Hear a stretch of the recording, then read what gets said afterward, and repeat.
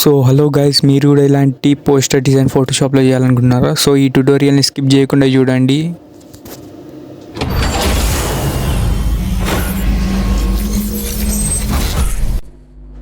So మీరు first of all Photoshop open చేసుకొని ఒక న్యూ డాక్యుమెంట్ తీసుకొని అక్కడ క్రియేట్ న్యూ అని ఉంటుంది. సో అక్కడ నేను విత్ 8 ఇచ్చుకుంటున్నాను, హైట్ వచ్చేసి 10 అండ్ 300 రిజల్యూషన్. అండ్ అక్కడ ప్లేస్లోకి వెళ్ళి నేను ఇక్కడ ఈ ప్రాజెక్ట్ ఫైల్స్ ఇవన్నీ నేను సొంతంగా నేను డౌన్లోడ్ చేసుకున్నాను. సో ఇవే కావాలి అనుకుంటే నేను టెలిగ్రామ్ ఛానల్లో పోస్ట్ చేశాను. ఫస్ట్ అయితే బ్యాక్గ్రౌండ్ని డ్రాగ్ చేసుకొని డ్రాప్ అండ్ డ్రావ్ ఓకే ప్లేస్ చేసుకున్న తర్వాత దాన్ని రిస్ట్రైజ్ చేయండి లేయర్ని. ఓకే రిస్ట్రైజ్ చేయండి లేయర్, దాన్ని లాక్ చేసేయండి. అండ్ ఇక్కడ మీ కీబోర్డ్లో Ctrl+R ప్రెస్ చేసి ఇవి పెట్టుకోవచ్చు. ఇది ఎందుకంటే పోస్టర్ తయారు చేసేటప్పుడు అన్ని సెంటర్స్ అన్ని అడ్జస్ట్మెంట్స్ చూసుకోవడానికి మాత్రమే, ఇది మీ ఆప్షనల్ మాత్రమే.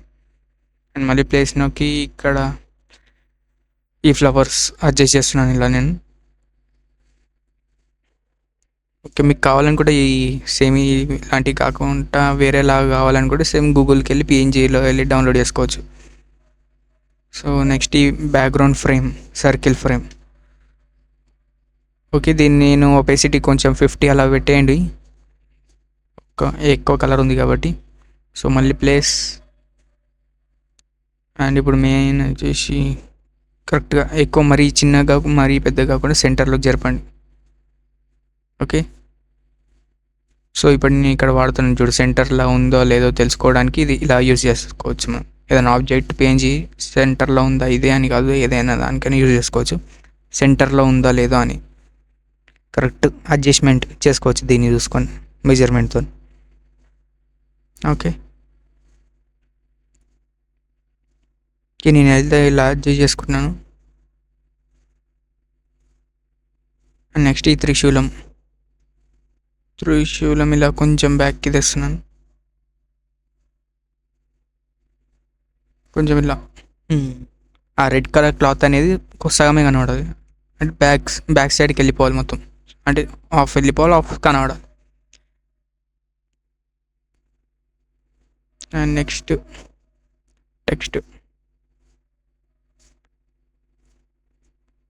టెక్స్ట్ ఫాంట్ కూడా మీకు ఆప్షనల్, సేమ్ ఇదే అని కాదు, తెలుగులో ఇచ్చుకోవాలని కూడా తెలుగులో ఇచ్చుకోవచ్చు. తెలుగులో కావాలంటే గూగుల్ ఇన్పుట్స్ కన్నా వెళ్ళచ్చు, గూగుల్ ట్రాన్స్లేటర్ మీ దగ్గర ఫండ్స్ ఉంటే ఒకవేళ మీరు తెలుగులో కూడా కావాలంటే తెలుగులో యూజ్ చేసుకోవచ్చు.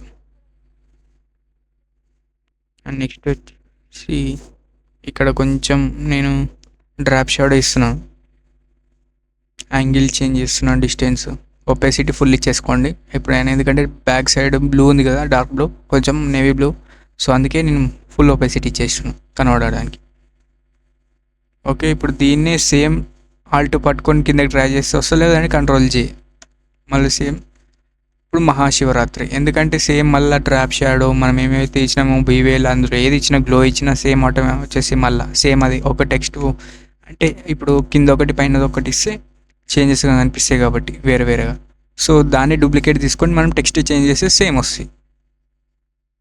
ఈ బిగినర్కి అయితే చాలా యూజ్ అవుతుంది, ఎందుకంటే ఇప్పుడు ఆల్రెడీ వచ్చిన వాళ్ళైతే సేమ్ ముందే ఇది పెట్టి ఉంటారు, వాళ్ళకి తెలిసి ఉంటుంది కాబట్టి ఐడియా ఉంటుంది కాబట్టి ఈజీగా వచ్చేస్తుంది. బిగినర్కి అయితే స్టార్టింగ్లో ఇలా చూపించాలని నేను ఇట్లా చూపిస్తున్నాను, ఎవరైనా బిగినర్ ఉంటే ఇలా చేసుకోవచ్చు, తొందరగా కూడా అయిపోతుంది.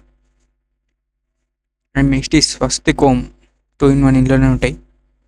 సో నేను ఇక్కడ ఒక సైడ్ అక్కడ ఒక side left and right side పెడుతున్నాను.